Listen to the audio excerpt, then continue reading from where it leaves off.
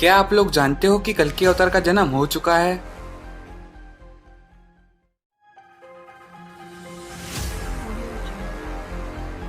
क्या आप लोग जानते हो कि कलयुग का अंत होने में अब कितने साल बाकी है?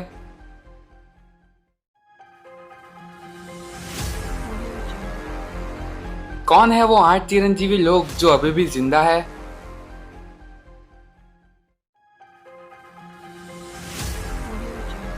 पहले के समय में लोग कितने साल जीते थे, अब कितना जीते हैं और आने वाले कल में कितने साल जिएंगे?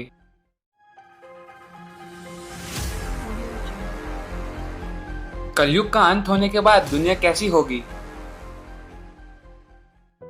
इस वीडियो में आपको ऐसी अद्भुत बातें जानने को मिलेगी जिसके बारे में शायद ही आपने कहीं सुना हो, तो इस वीडियो को अंत तक पूरा देखिएगा। You're a superhero.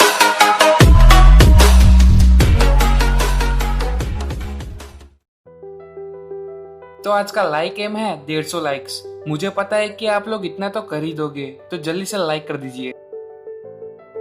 भगवान श्री कृष्ण ने श्रीमद् भगवद गीता में कहा है कि जब जब दुनिया में अधर्म अपनी चरम सीमा पे होगा, तब तब मैं किसी न किसी रूप में जन्म लूंगा। भगवान विष्णु के 10 अवतारों में से पहला है मत्स्य अवतार, दूसरा है कूर्मा अवतार, तीसरा है वराह अवतार, चौथा है नरसिम्हा अवतार, पांचवा है वामन अवतार, छठवां अवतार भगवान परशुराम का है, सातवां है राम अवतार, आठवां है श्री कृष्ण अवतार,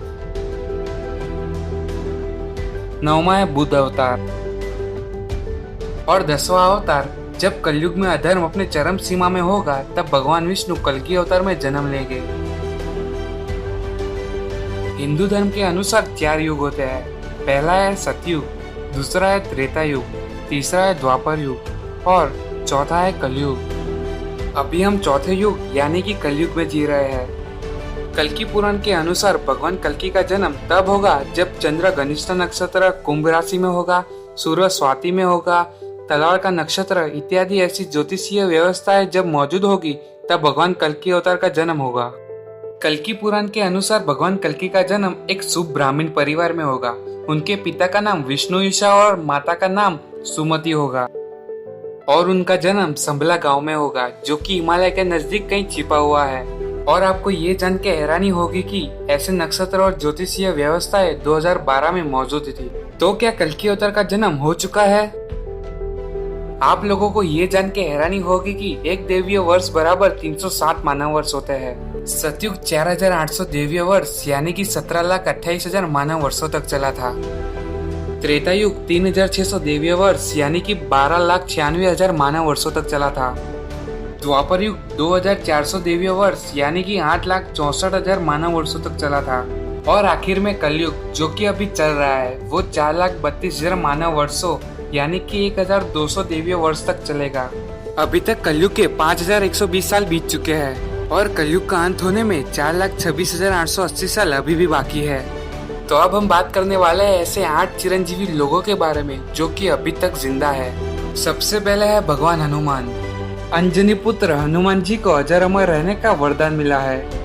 अजर अमर का अर्थ है कि उनकी कभी भी मृत्यु नहीं होगी और वे कभी भी बूढ़े नहीं होंगे। रामायण में हनुमान जी ने प्रभु राम की सीता माता को रावण की कैद से छुड़ाने में मदद की थी तथा उनकी मौजूदगी महाभारत में भी पाई गई है और महाभारत में उन्होंने भीम के घमंड को तोड़ा था। सीता माता ने हनुमान जी को अशोक वाटिका में प्रभु राम का संदेश सुनाने पर वरदान दिया था कि वे सदैव अजर अमर रहेंगे और हनुमान जी इस धरती पर आज भी विचरण करते हैं।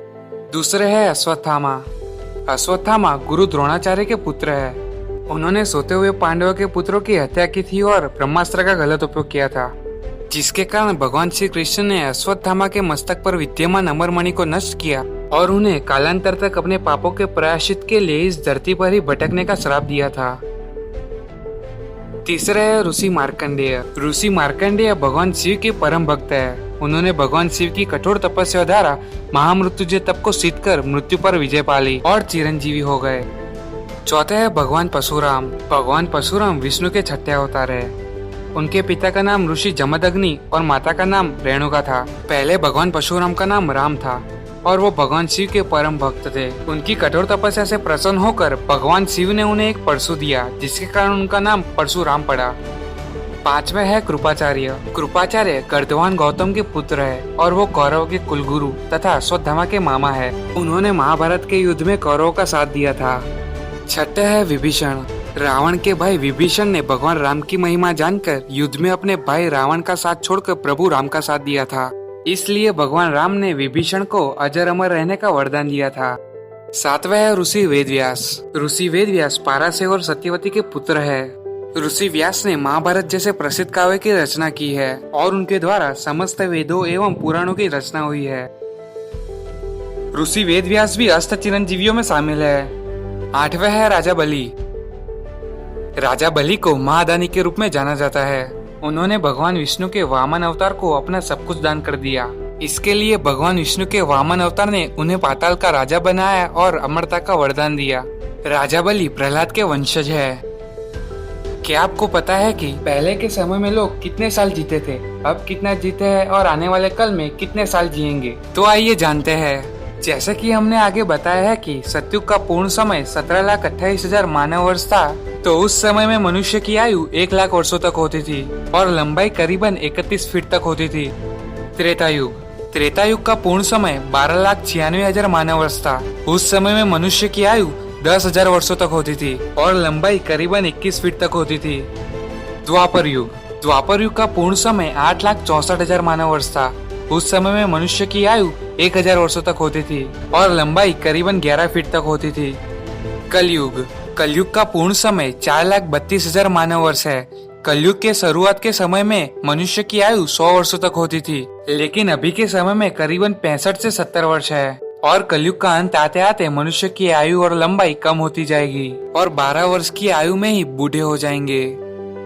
तो आइए जानते हैं कि कलयुग का अंत होने के बाद दुनिया कैसी होगी। लेकिन उससे पहले आपसे एक छोटी सी गुजारिश है कि अभी तक आपने हमारे इस चैनल को सब्सक्राइब नहीं किया है तो जल्दी से सब्सक्राइब कर दीजिए, क्योंकि ये बिल्कुल फ्री है। और हाँ, बाजू वाली घंटी को ऑल पर दबाना मत भूलिएगा।